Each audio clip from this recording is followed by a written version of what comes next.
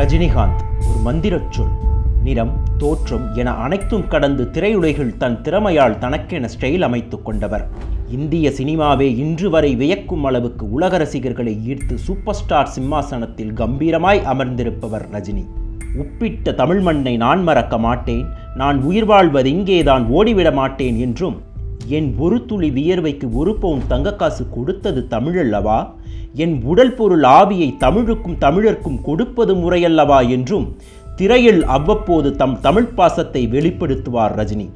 இதை விசிலடித்து வரவேற்ற ரசிகர்கள், தலைவா அரசியலுக்கு வா என அழைக்கும் போதெல்லாம் அது ஆண்டவன் கையில தான் இருக்கு என்று மேலே கையை காட்டுவார் ரஜினி. இவ்வளவு மக்கள் ஆதரவு உங்களுக்கு இருக்கிறதே, அதை வீணாக்கலாமா என்ற ரசிகர்களின் கேள்விக்கு கண்டிப்பாக அதை வீணாக்க மாட்டேன் என்றும் பதில் சொல்வார் ரஜினி. இருக்கு ஆனா இல்ல என்ற பாணியில் தன் அரசியல் விருப்பங்களை தேவையான நேரத்தில் வெளிப்படுத்தியே வருவார். 1996ஆம் ஆண்டு சட்டமன்ற தேர்தலின் போது அதிரடியாய் ஒலித்தது ரஜினியின் வாய்ஸ். இந்த ஆட்சி மீண்டும் வந்தால் தமிழகத்தை ஆண்டவனால கூட காப்பாற்ற முடியாது என்று ஆட்சியை எதிர்த்து பேட்டியளித்தார் ரஜினி. அந்த தேர்தலில் திமுக தமிழ் மாநில காங்கிரஸ் கூட்டணி மகத்தான வெற்றி பெற்று படுதோல்வியை சந்தித்தார் ஜெயலலிதா. மீண்டும் அரசியல் சூழல்கள் மாற 2001ஆம் ஆண்டு நடந்த தேர்தலில் அதிமுக வெற்றி பெற்று ஜெயலலிதா ஆட்சியமைத்தார். 2004ஆம் ஆண்டு நடிகர் சங்கம் நடத்திய கலைத்தாய்க்கு கலை உலகின் பாராட்டு விழாவில் ரஜினியின் பேச்சு ஜேவுக்கு புகழ்மாலையாக அமைந்தது.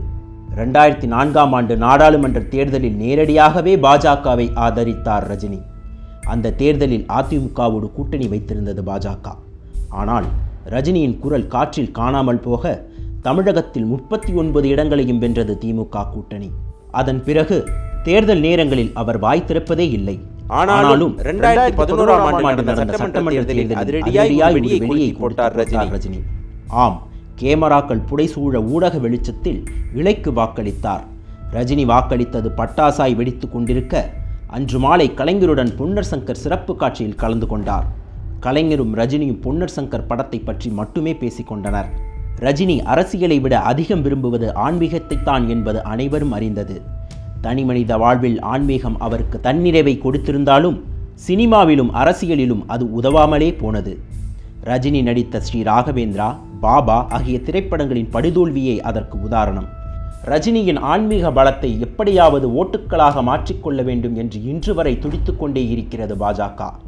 இந்திய பிரதமர் நரேந்திர மோடி முதல் ஆர்கே நகர் பாஜக வேட்பாளர் கங்கை அமரன் வரை தேர்தல்கள் நேரத்தில் ரஜினியை சந்தித்து வாழ்த்து பெறுவதும் அதற்காகத்தான்.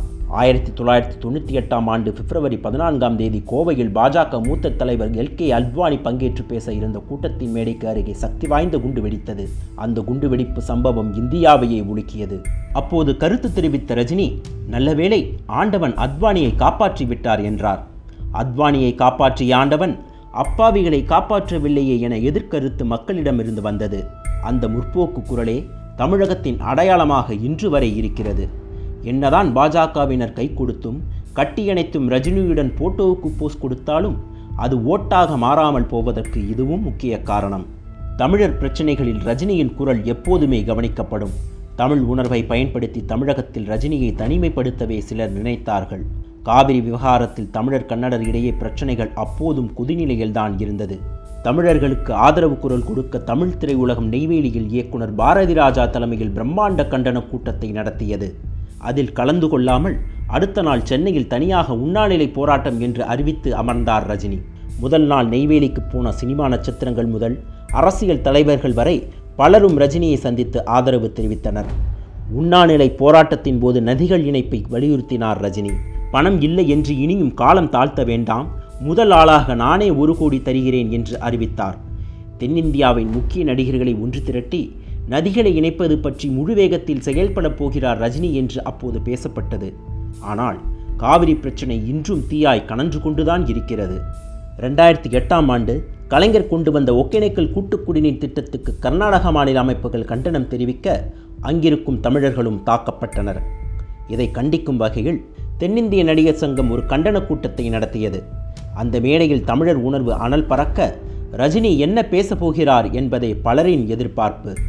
தமிழ்நாடு, கர்நாடகா எதுவா வேணா இருக்கட்டும், சத்தியம் பேசுங்க, உண்மையை பேசுங்க, நம்ம இடத்துல தண்ணீர் எடுக்க அவங்க தடுத்தாங்கன்னா அவங்கள உதைக்க வேணாமா என பரபரப்பாய் பேசினார்.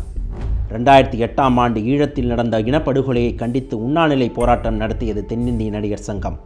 அதில் கலந்து கொண்ட ரஜினி, 35 ஆண்டுகளாக தமிழர்களை உங்களால் ஒழிக்க முடியலன்னா நீங்கள் என்ன வீரர்கள், ஆம்பளைங்களா நீங்கள் என்று இலங்கை அரசை வன்மையாக கண்டித்து பேசினார். எந்த நாடாக இருந்தாலும் பாமர மக்களின் வேதனையின் காற்றுப்பட்டாலே அந்த நாடு உறப்படாது என்று உணர்வுபூர்வமாக இருந்தது அவர் பேச்சு.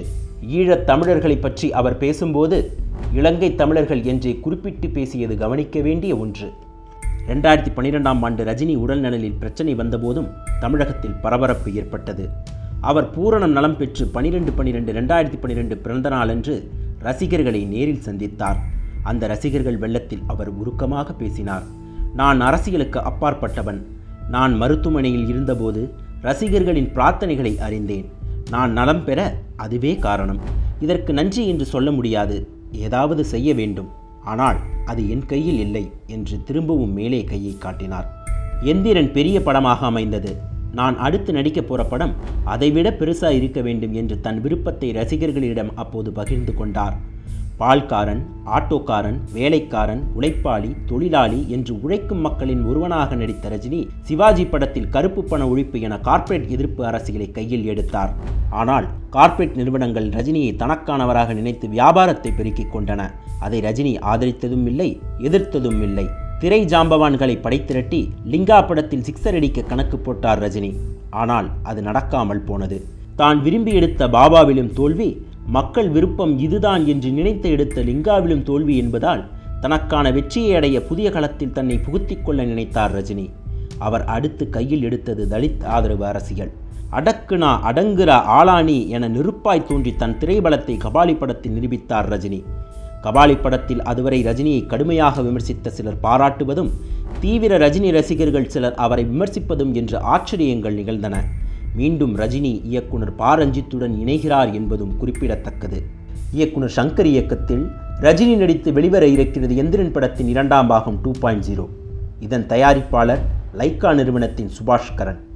இவர் இலங்கை அரசுக்கு ஆதரவானவர் என்று விஜய் நடித்த கத்தி படம் வெளியாகும் போதே சர்ச்சைகள் வெடித்தன.